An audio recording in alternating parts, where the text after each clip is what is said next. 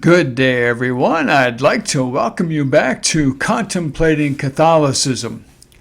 Today I'd like to talk about the difference between Reformation and Schism. When we think of Reformation, we think of changing something within. And perhaps the great reformer Martin Luther had that in mind when he spoke against some of the abuses in the Catholic Church, wanting to be a reformer. And when in actuality what happened was he was a schismatic. He broke away from the church, and ever since then it's multiplied. More and more and more people have broken away.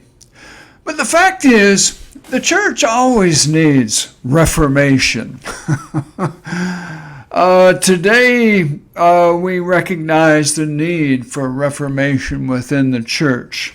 Throughout our history, it's a history of reformation.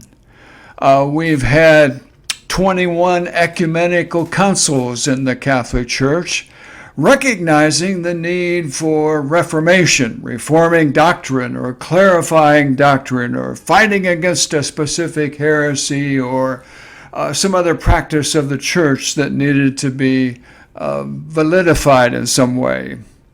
We've had these ecumenical councils, and we recognize today there's a need for reform in the church when it comes to things like clergy abuse, what went on through the clergy, a clarification of doctrine in different areas. And again, there's this recognition that we continually need reform. We need reform and renewal when it comes to many of the parish churches that are dying all over the place, and the buildings that are being closed because there's not enough people to support it, or the need for priests, the shortage of priests all over the place, especially here in America. We need reformation. If we look back in history, not only at these great councils, but other times in history, there was a recognition of the need for reform. We can consider back in the 11th century, the Gregorian reform. The church needed to reform and clean up some things, like simony and clerical celibacy, and clarify the authority of the Pope. In the 14th to the 16th century, we had a movement known as Christian humanism. Most of the time we don't use that word humanism in a good way, but it can be a good thing. There was an emphasis at this time to go back to the sources, a Christian humanism, to go back to some of the sources of the church, like the scriptures and the teaching of the fathers. And there were great scholars like Erasmus and Thomas Aquinas who again revived the intellectual capacity of the church, and theology was throned. As Thomas Aquinas said, she's the queen of science. There's been Reformation movements. We had back in the 16th and the 17th centuries a counter-Reformation. Because of the challenge of the Protestant Reformation, the Catholic Church cleaned up its act. And the Council of Trent confirmed some doctrines and clarified the need to clean up some abuses and define for us the doctrine of salvation and justification. Throughout our history, God has used different Franciscan orders, Augustinian orders, Jesuits, the Sisters of Charities, all these religious orders to bring reformation to the church. And again, the big difference is these were done within the church to clean up the church.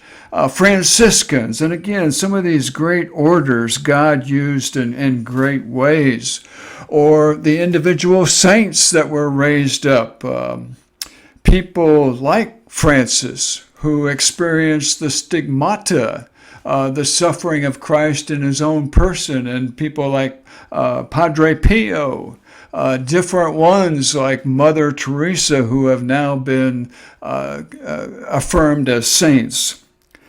Different ones that God used to bring reform. But again, the big difference is the Protestant, which is protesting against something, they sought to divide the church, to draw people away from the church. The reformers, the true reformers, were those who stayed in the church and sought to bring reform within the church.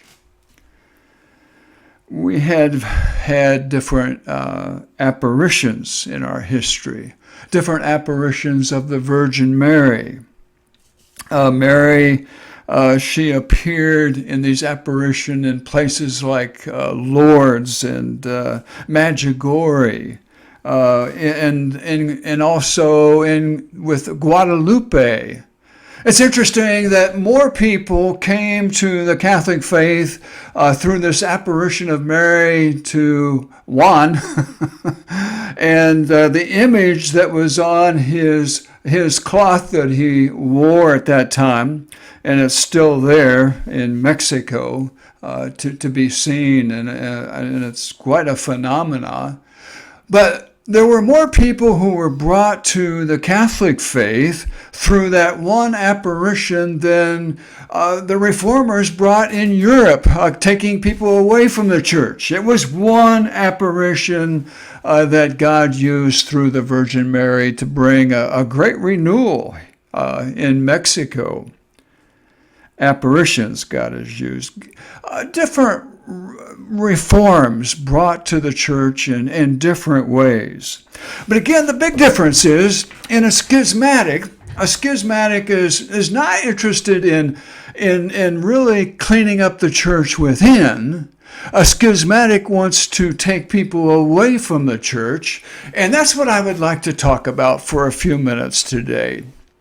I'd like to talk about that schismatic mindset. And I believe it is a mindset. I was raised as a cradle Catholic, and in my teenage years, of course, I rebelled against it.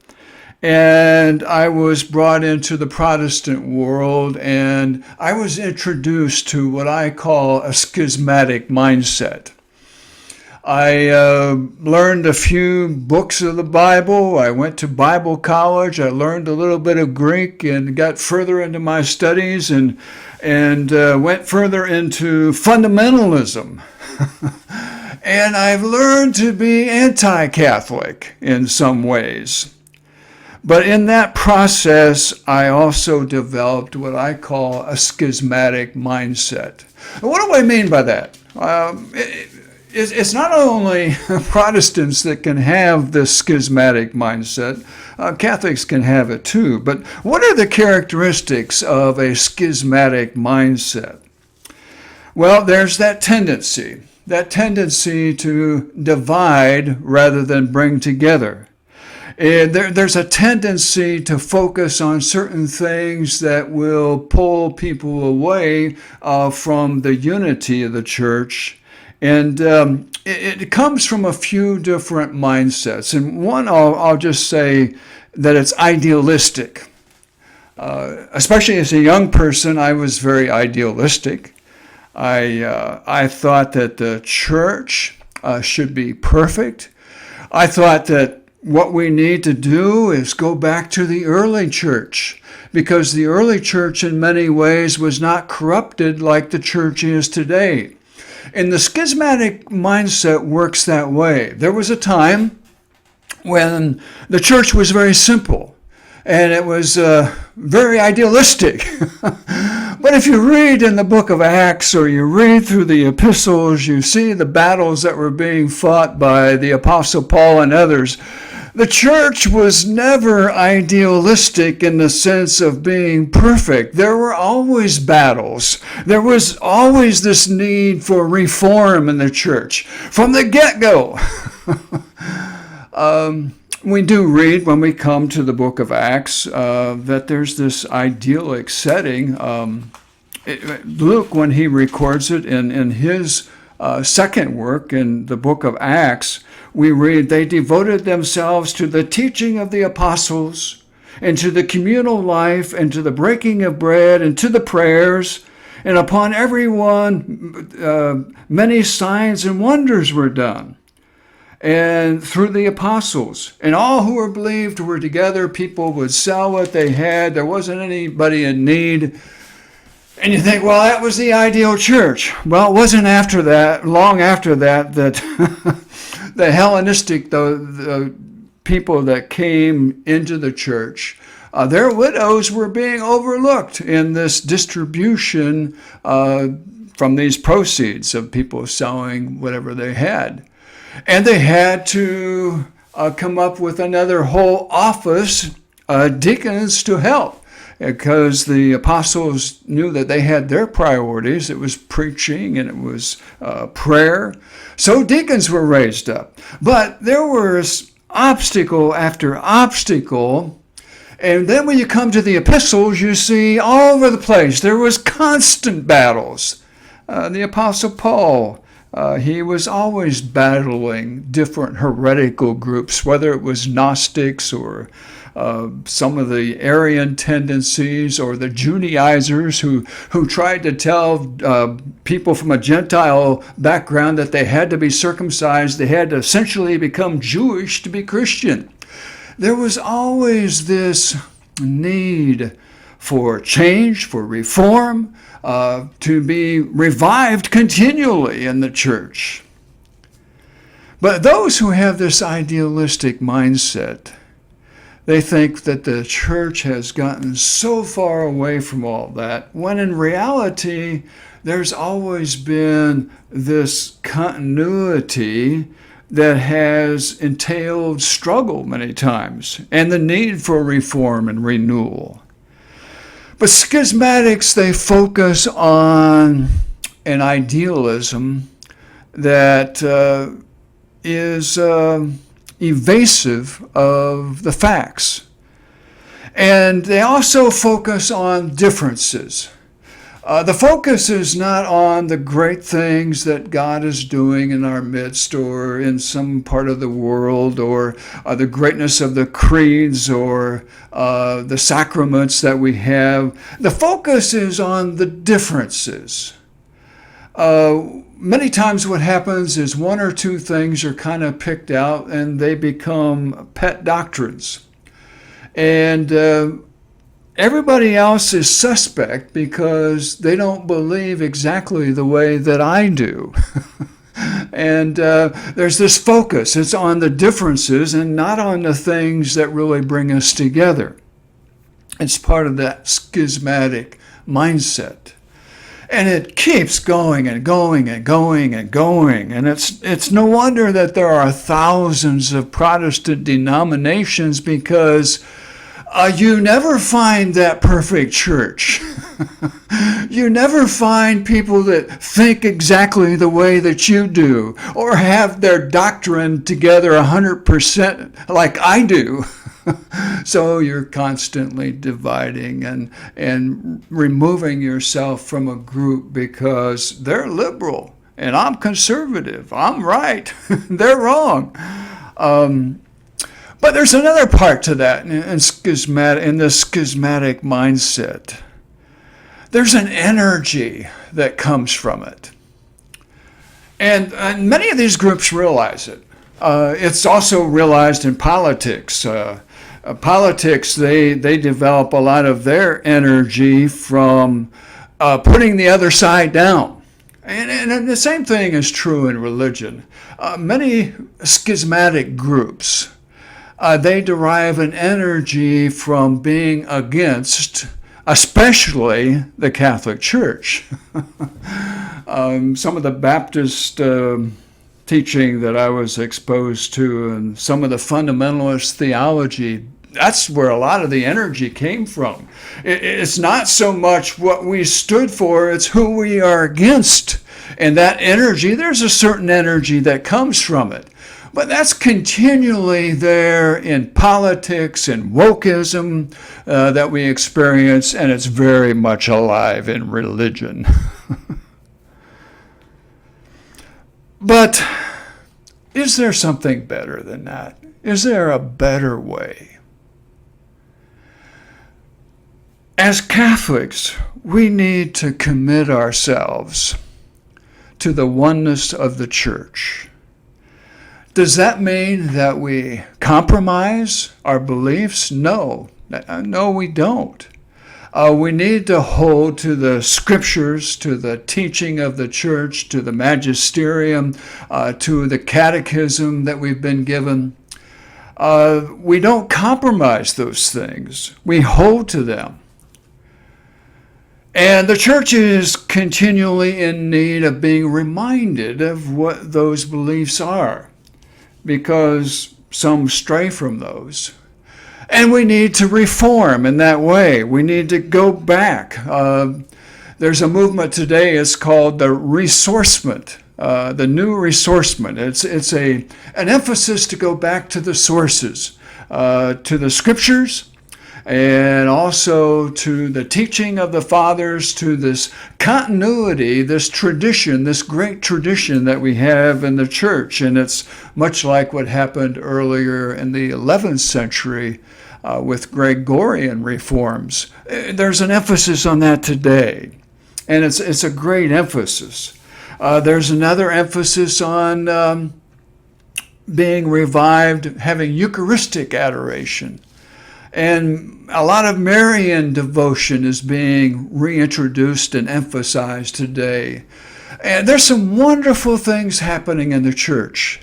There's been a good spiritual renewal going on around the world in parts of Europe, and it's something to be encouraged. There's been a real movement of the church in the nation of Africa, where in some places there's too many priests and they want to send them somewhere else. God's done that in different countries in the past.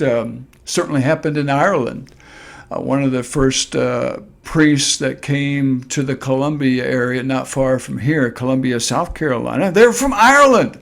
Ireland sent out a lot of mission pastors and other religious to other parts of the world. Africa's doing the same thing. There's Asian countries that are doing the same thing.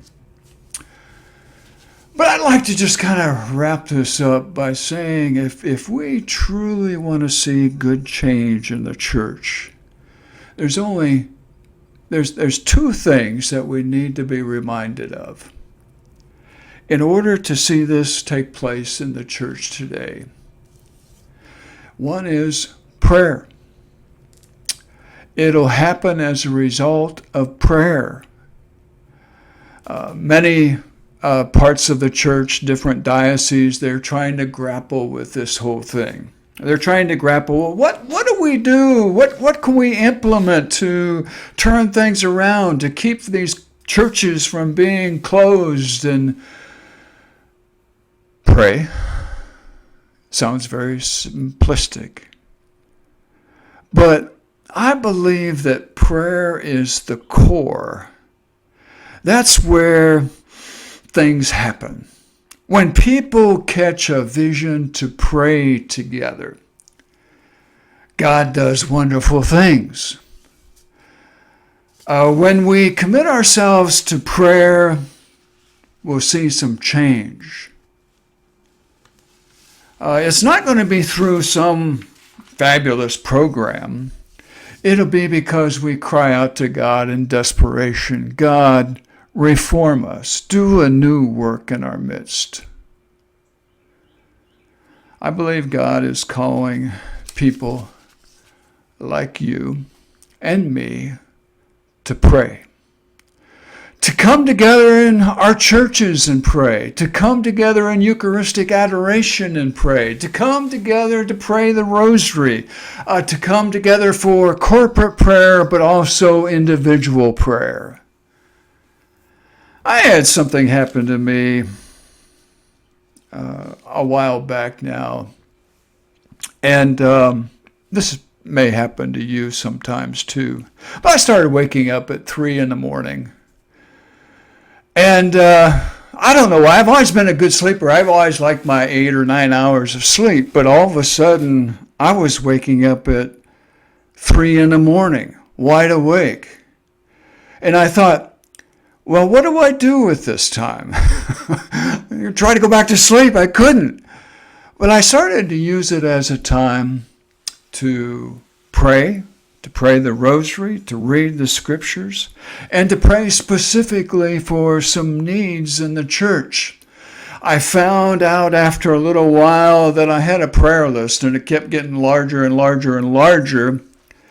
After a while, I had, I think it's probably up to about 60 or 70 people now that I pray for on a regular basis. People in our family, people that are friends, people that in our church family here. And not only that, I started praying for different needs in different countries like Haiti and places in Africa where there was this great conflict between the Catholic religion and some of the radical Muslim elements, and how the church was mushrooming there. I started praying for specific countries, and I started praying for, right now it's Syria. Syria, the Greek Orthodox Church in Damascus that was just bombed. Other places in Syria like Aleppo where people were starving, but there's churches there now that are feeding. One church in particular I started giving a little bit to and praying for. They're feeding 1,200 people every day, and not only that, they're baking bread every day to give out to people because people are starving to death. People who are refugees from Palestine, different areas. People that are hurting, caught in warfare. Started praying for these people. And it changed me.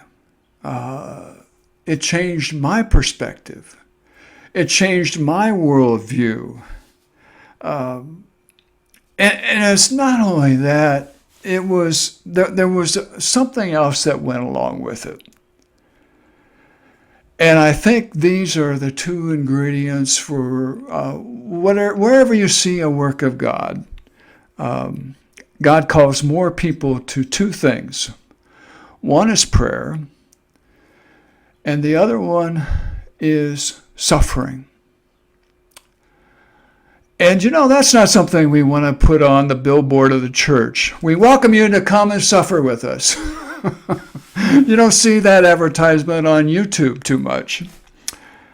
But God has called people to suffer for his church.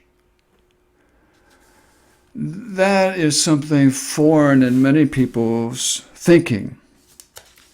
But I'm thinking of a verse in Colossians chapter 1 in verse 24. The apostle wrote, "Now I rejoice in my suffering for your sake in my flesh." He said, "I am filling up what is lacking in the afflictions of Christ on behalf of his body, which is the church." This suffering, of course, many will say, well, it's about evangelism. He's not talking about, of course, you're not adding to the suffering of Christ in one sense. But what the verse is saying, as the apostle is saying here, is that we suffer for the church. He suffered for the church. God has called people to suffer for the church. That's the way it always is. If we're going to experience new renewal reform in the church, it comes through prayer and suffering. God may be calling you to that. During Lent a few years ago, my wife and I were doing the Stations of the Cross. And this Stations of the Cross was by St. Alphonsus Lagora, the way of the cross. And as you go through the Stations of the Cross, the first one is this: my adorable Jesus, is the prayer, the first station of the cross. It was not Pilate. No, it was my sins that condemned you to die. I beseech you, by the merits of this sorrowful journey, to assist my soul on its journey to eternity. The prayer goes on and it says, I love you, beloved Jesus. I love you more than I love myself. With all my heart I repent of ever having offended you. Grant that I may love you always, and then do with me as you will. As I started going through that prayer, I thought, do I really mean that? Do I really love the Lord? Can I say I love you more than I love myself? The end of that prayer is a dangerous prayer because it says, grant that I may love you always, and then do with me as you will. Do we really mean that? And I had to say, well, no, I don't always mean that. I can't always say that I love the Lord more than I love myself.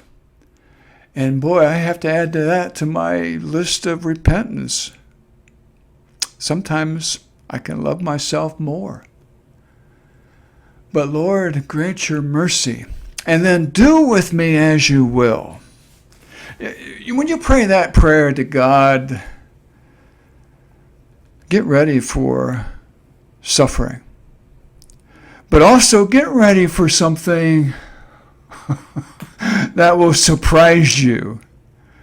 God will use you in the lives of other people.